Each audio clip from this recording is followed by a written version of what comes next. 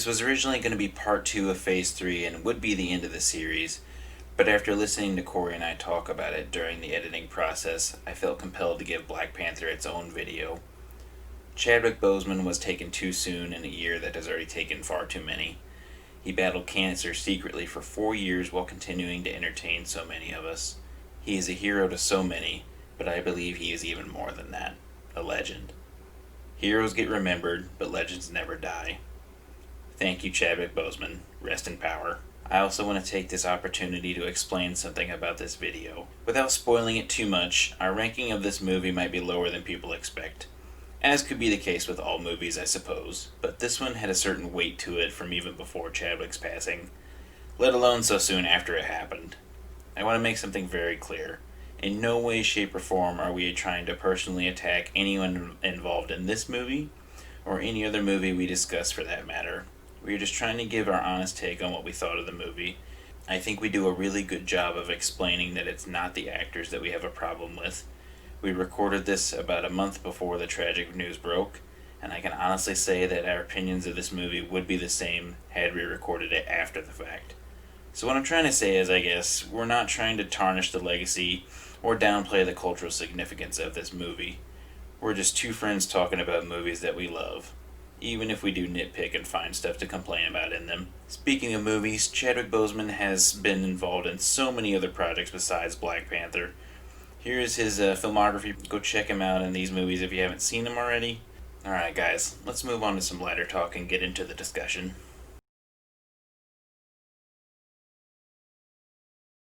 So next up on the list would be Black Panther. Curious to see where Cory has this. I know we both kind of said we have a lot to say about it. So I'm interested to see where you have this, bud.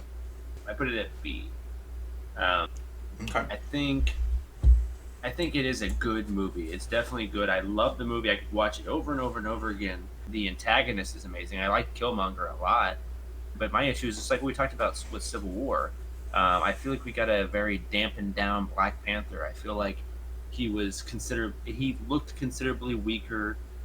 He looked like his fighting, and it all goes down to the choreography. Like Civil War, Black Panther, and I will argue it today, to the day I die. Civil War, Black Panther could whoop Black Panther solo films, Black Panther, any day of the week.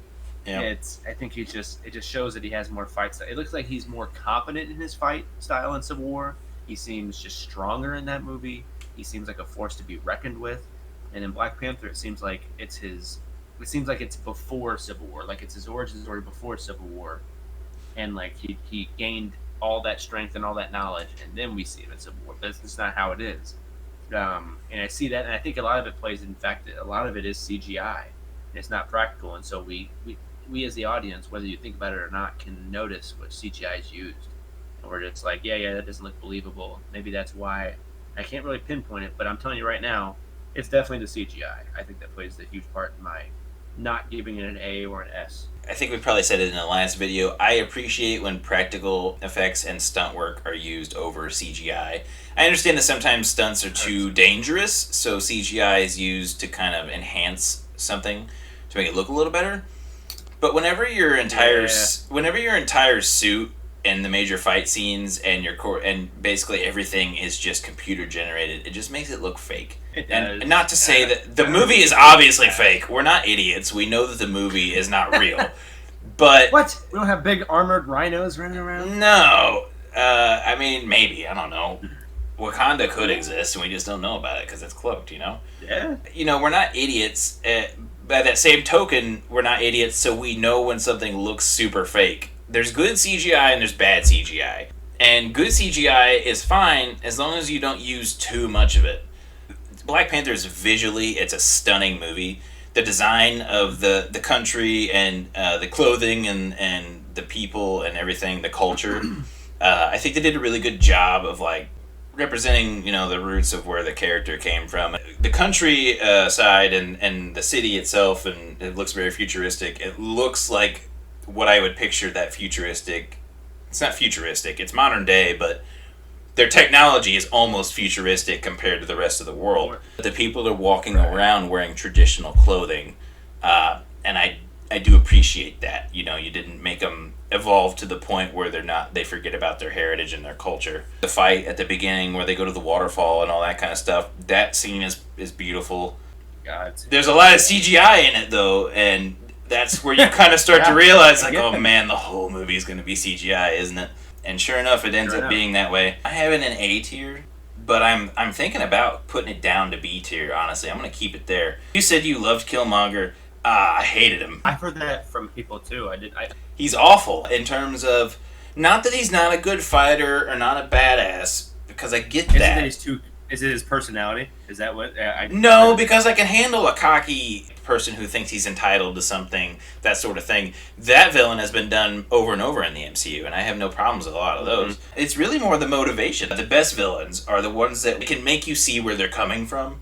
I think Thanos is a really good example of a villain. Are his motives really that bad? Are they coming from a place of good and he's just going about it in a weird way? Absolutely. His motives are just like hypocritical and contradictory. He was so just hell-bent on freeing his enslaved brothers and sisters, and just so his idea was, well, I'm going to become the leader of this country.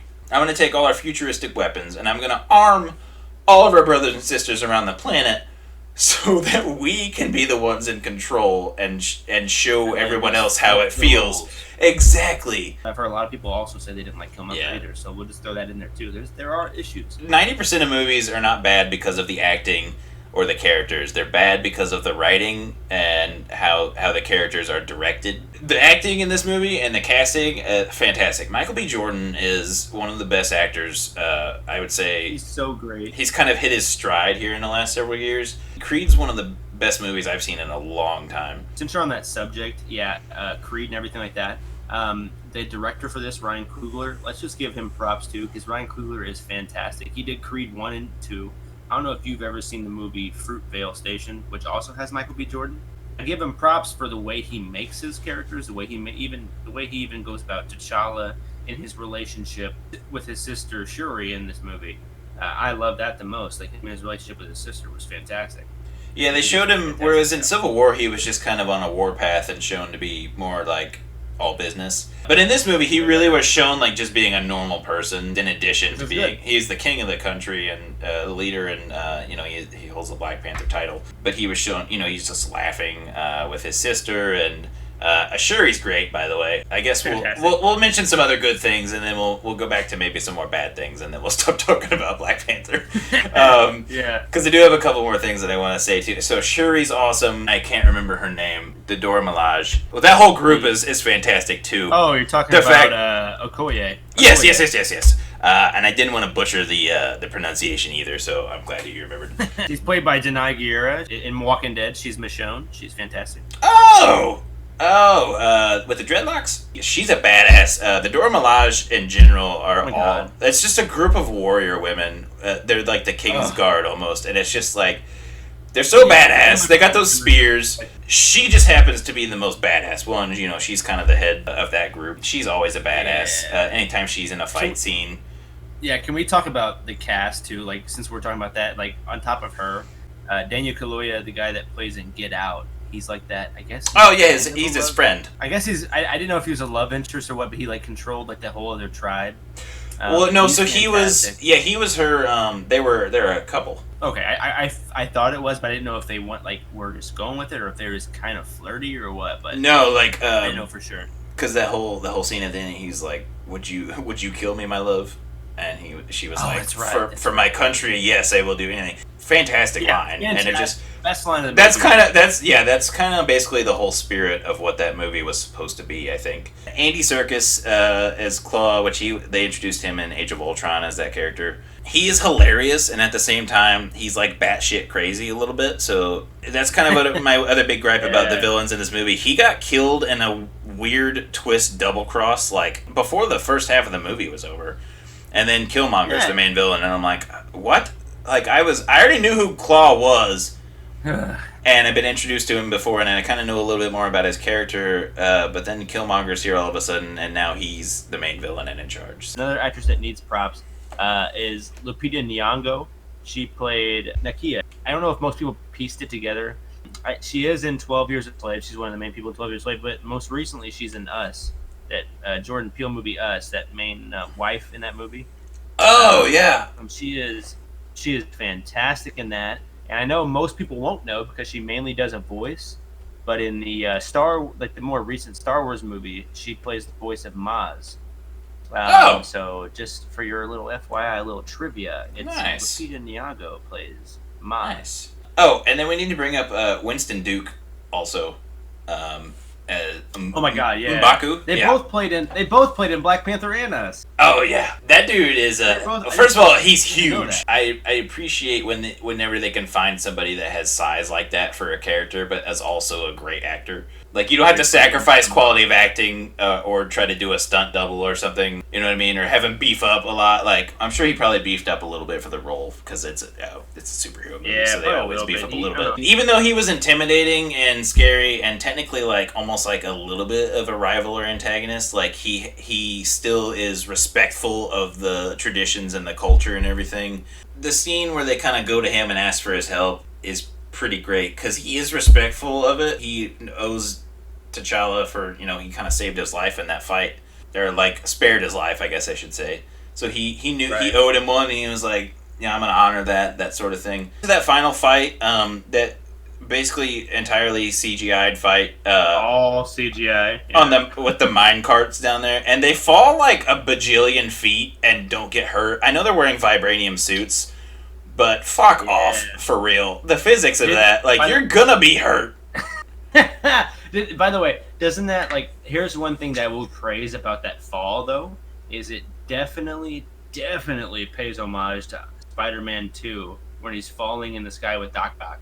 Because they're punching each other through the air, but they're fighting on the way down, which is always cool. But the fact that it's like it's all CGI anyway, so it just looks super. It's super fake looking. They fall a bajillion feet onto a hard surface, and don't get hurt somehow. Not even a little bit. Even if you have, it's just like we talked about in the other video. Drax crashing into all the trees, whenever their ship crashes. You're gonna be hurt a little bit. And then they just have a super CGI fight down there. The fight really isn't even all that impressive. It's just a lot of punches. There's no big like spinning kicks or anything really. Except for like Black Panther kind of doing a claw spin around that pillar. Yeah, which is pretty much it. That could be like a X-Men 1 Easter egg there too. With Wolverine kind of going around the Statue of Liberty crown with his claws. Oh my God! No. That's gonna be a separate video. We're finding stuff out here. It's a stretch, sure, but I mean, all theories like that and connections are.